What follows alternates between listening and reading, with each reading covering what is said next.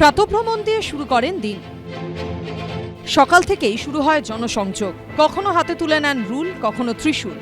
তারপর সারা দিন মিটিং, মিছিল, দেওয়াল লিখন থেকে কর্মী সভা। তীব্র গরমের মধ্যে এই শিডিউল মেনে চলতে গিয়ে শরীর বিগড়ে যাওয়াই স্বাভাবিক, কিন্তু ভোটের সময় তা হতে দিলে কি করে হবে? তাই খেতে হবে বুঝে শুনে। রোজকার মতো সকালে আটা, রুটি আর সবজি খেয়ে বের হন। তারপর সারা দিন দৌড় আর দৌড়। পুষ্টিবিদদের মতে আটা, রুটিতে থাকে প্রোটিন, ফ্যাট, কার্বোহাইড্রেট এবং ক্যালসিয়াম। সবজিতে প্রচুর ভিটামিন এবং খনিজ পদার্থ।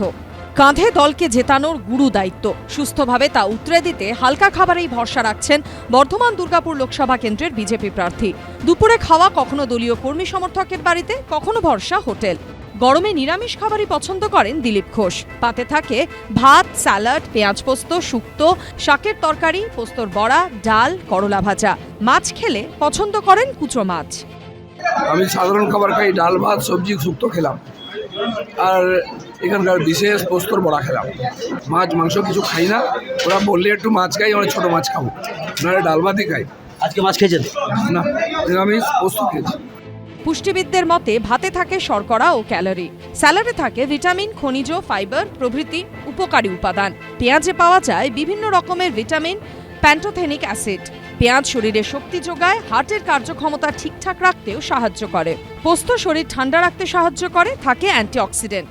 শাকে থাকে ক্যালসিয়াম এবং ভিটামিন সি। ডালে থাকে আয়রন, প্রোটিন, ফাইবার, খনিজ এবং কার্বোহাইড্রেটের মতো পুষ্টি উপাদান।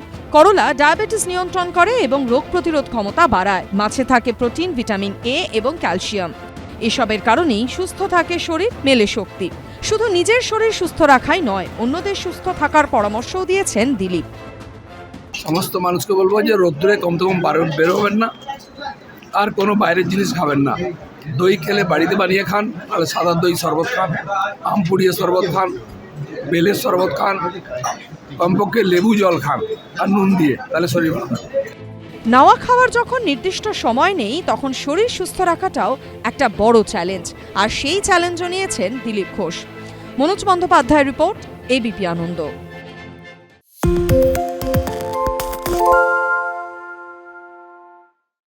সত্য অন্তহীন, সত্যের খোঁজও তাই, সত্য সন্ধানে তাই আমরা অক্লান্ত, অকুতভয়। এবিপি আনন্দ নতুন ভাবনার প্রতীক, যা মনে মুক্ত, তথ্যে যুক্ত এবং যাবতীয় সীমানার বাঁধন থেকে মুক্ত।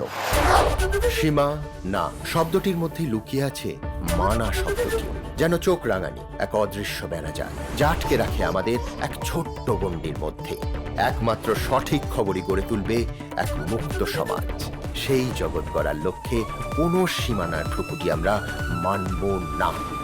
এবিপি আনন্দ এগিয়ে থাকে, এগিয়ে রাখে।